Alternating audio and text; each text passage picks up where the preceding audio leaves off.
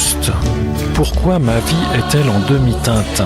Ta vie sera à l'image exacte de ta relation intime avec Dieu. 1. Une vie bénie. Si tu auras recherché l'intimité et la présence du Seigneur, tu auras vécu proche de la lumière, Dieu, et ta vie sera lumineuse.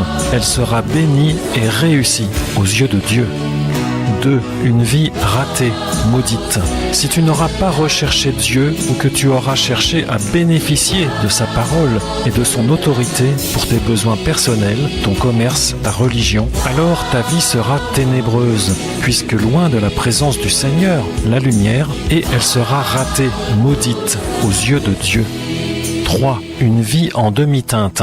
Entre les deux extrêmes qui viennent d'être exposés, la lumière et les ténèbres, ta vie pourra prendre toutes les nuances possibles, car Dieu est juste, et il appliquera sur ta vie l'exact reflet de la relation que tu auras eue avec lui.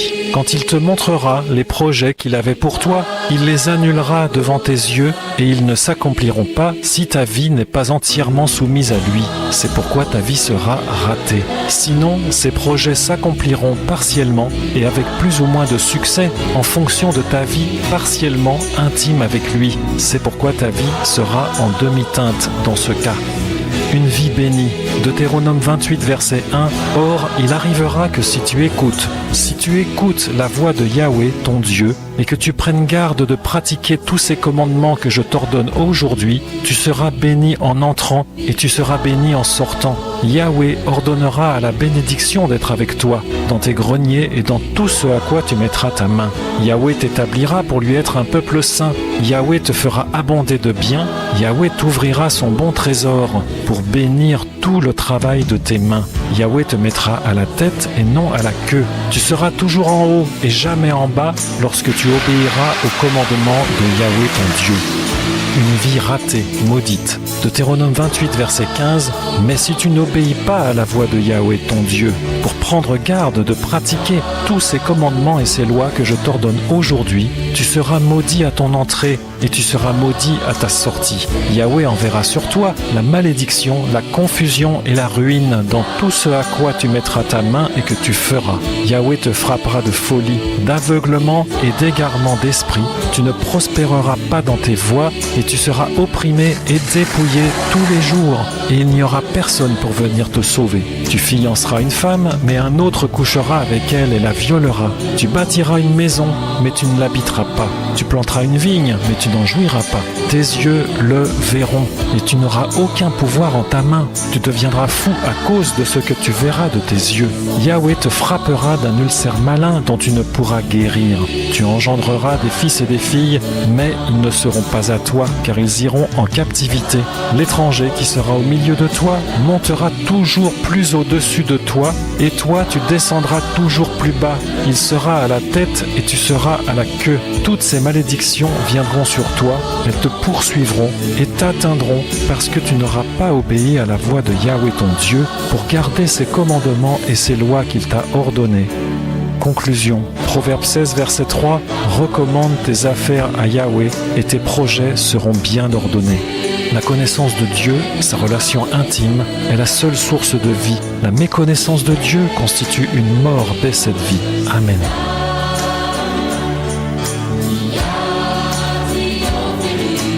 Pourquoi ma vie est-elle en demi-teinte? Bon matin tout le monde, dans la grâce toute parfaite, toute suffisante de Dieu. Psaume 63, verset 2. Ô Dieu, tu es mon Dieu, je te cherche. Mon âme a soif de Dieu, mon corps soupire après toi, dans une terre aride, desséchée, sans eau. Psaume 63, verset 2. Amen.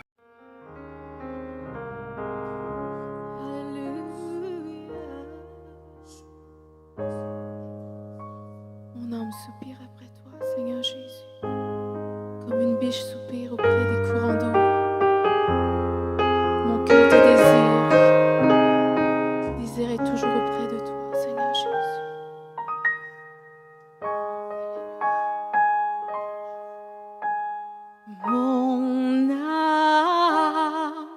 soupira auprès de toi et mon esprit en moi te cherche. Toi seul est le désir de mon cœur et je vis pour t'adorer.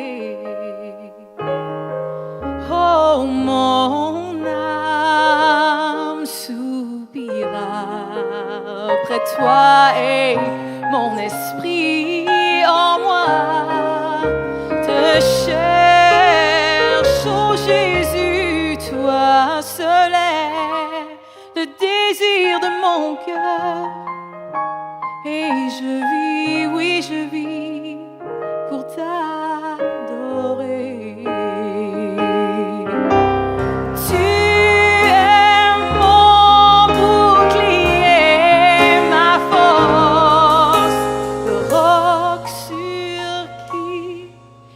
Fonder ma vie,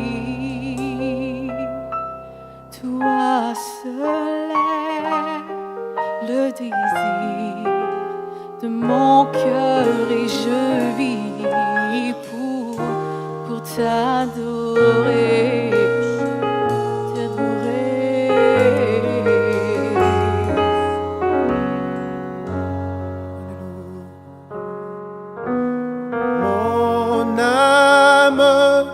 soupira près toi et mon esprit en moi te cherche.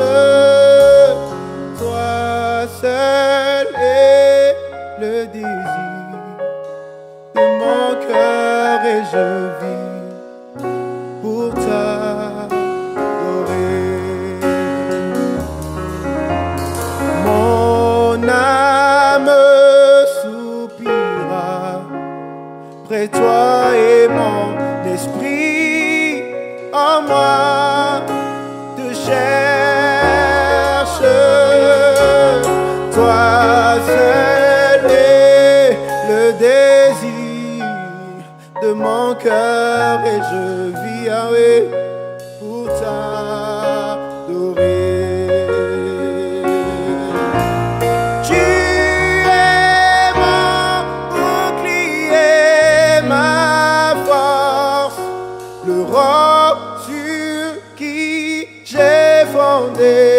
Ma vie,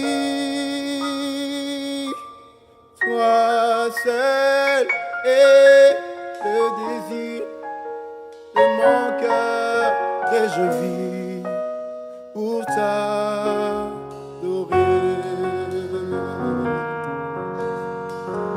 Mon âme, mon âme, mon âme, me soupira après toi. Mon âme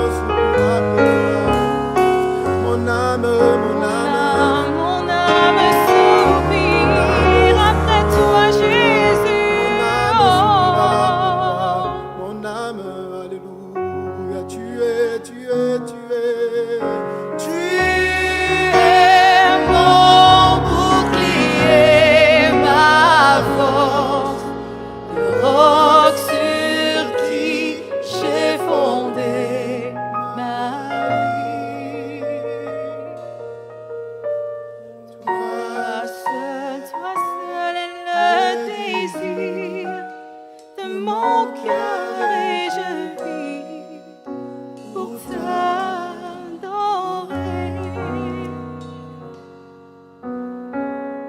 Mon âme soupira près toi et mon esprit en moi te cherche.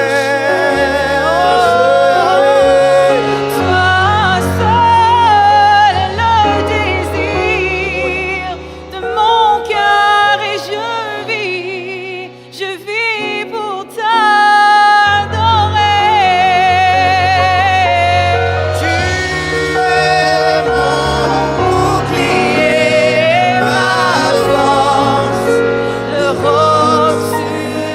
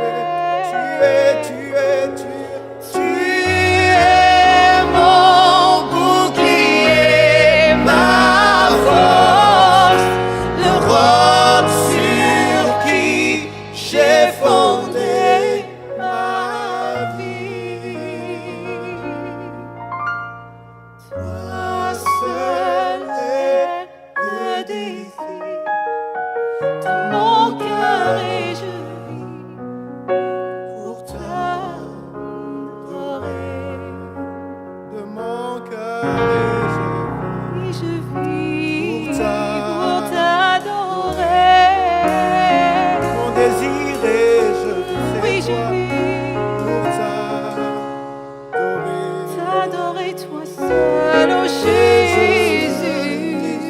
Pour t'adorer. Pour t'adorer. Pour t'adorer. Alléluia. t'adorer, toi seul. Je vis uniquement pour t'adorer. Pour t'adorer. Je vis pour t'adorer. Et je vis pour t'adorer.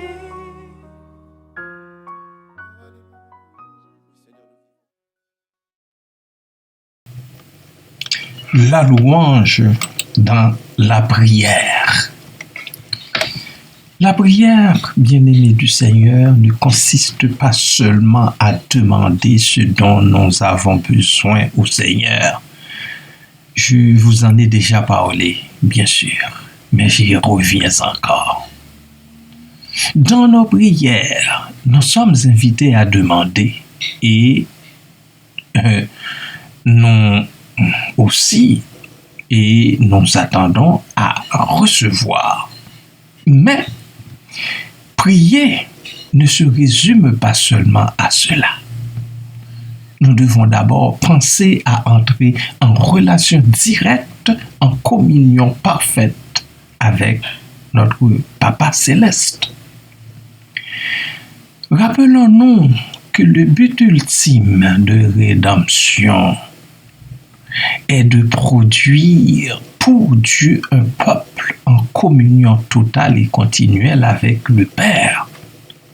Notre Père est le modèle de base parfait. Jésus, qui l'a enseigné aux disciples, a commencé par sanctifier le nom du Père, notre Père qui es aux cieux, que ton nom soit sanctifié. Cette trame nous fait comprendre que la prière doit provenir d'un peuple parfaitement satisfait de Dieu et en Dieu. Je dis bien, d'un peuple satisfait de Dieu et en Dieu. Il s'agit d'un peuple dans lequel l'Éternel Dieu prend plaisir. David, le chef des chantres, exprime cette satisfaction en Dieu dans la plupart de ses psaumes. Il clame avec beaucoup de conviction ce que nous lisons au psaume 63, versets 2 à 5. Ô Dieu, tu es mon Dieu, je te cherche. Mon âme a soif de toi.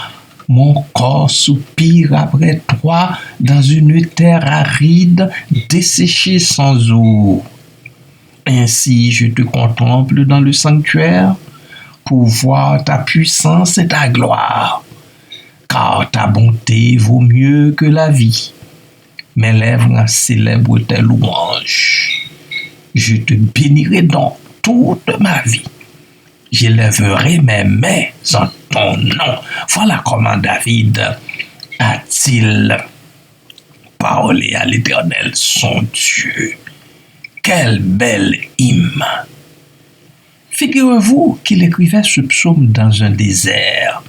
Il aurait pu dire « Oh Dieu, tu es mon Dieu, je te cherche pour me donner de l'eau. J'ai soif. Je soupire après une source d'eau dans une terre aride desséchée sans eau. » Mais non, mais non, mais non. Il cherche Dieu pour Dieu. Il cherche Dieu parce que c'est Dieu. Il cherche Dieu parce que Dieu est tout pour lui.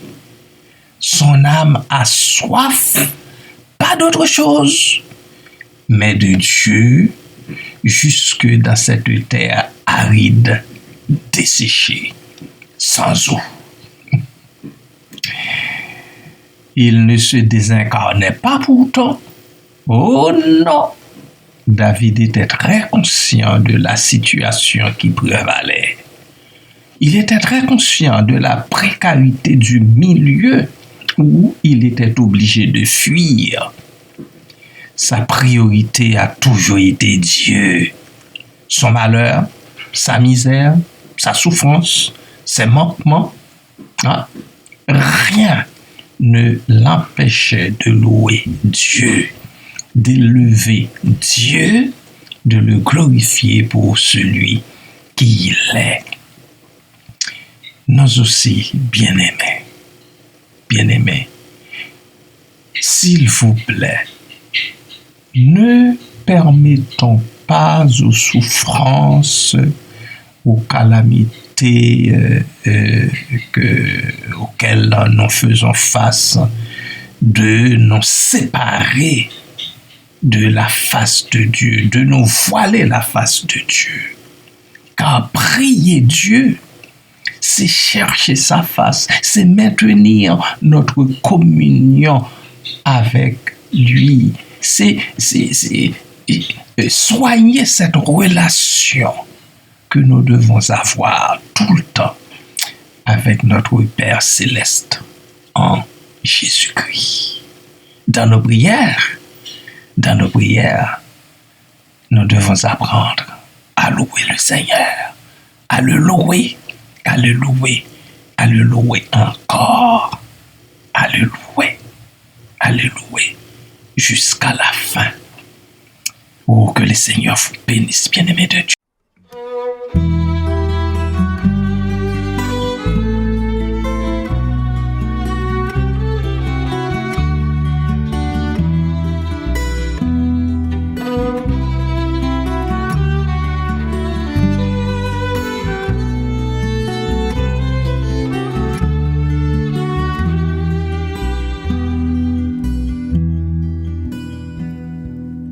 Dieu, tu es mon Dieu, je te cherche dès l'aurore, mon âme a soif de toi.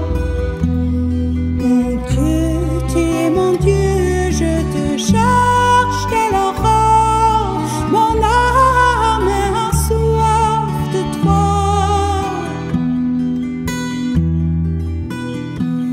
Ma chair languit après toi,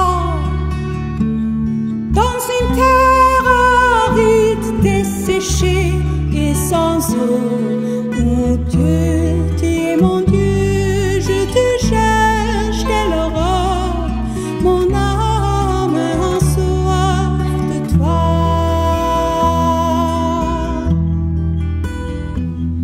Mon Dieu, tu es mon Dieu, je te cherche dès l'aurore, mon âme a soif de toi. Mon Dieu, tu es mon Dieu, je te cherche dès l'aurore, mon âme a soif de toi.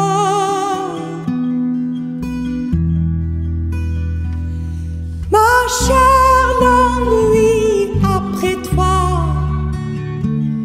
dans une terre aride, desséchée et sans eau.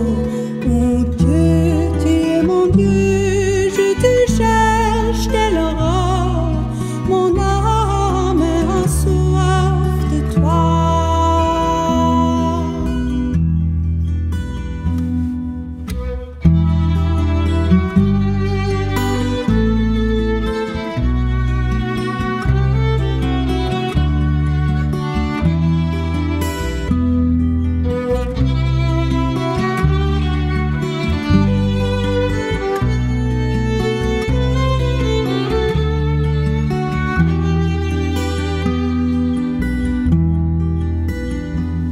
Ma chair languit après toi,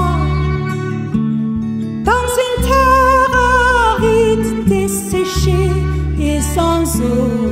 Mon Dieu, tu es mon Dieu, je te cherche dès l'aurore, mon âme a soif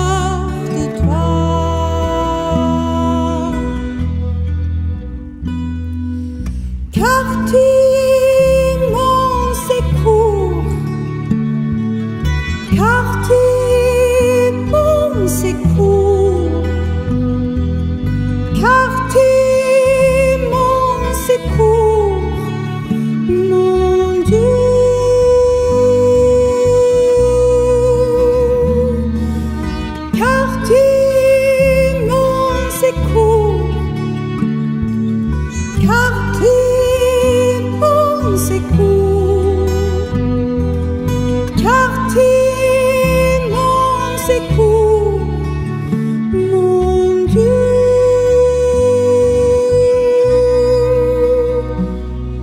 Oh Dieu, tu es mon Dieu, je te cherche, quelle aurore, mon âme a soif de toi. Oh Dieu, tu es mon Dieu, je te cherche, quelle aurore, mon âme a soif de toi.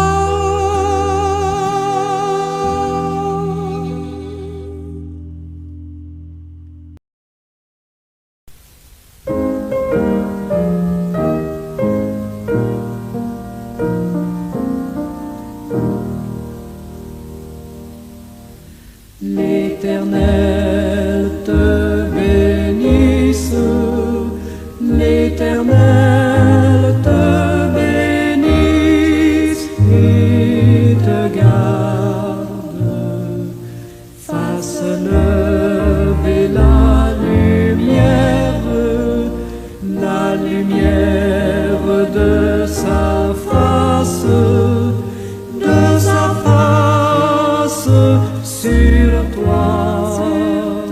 sur toi,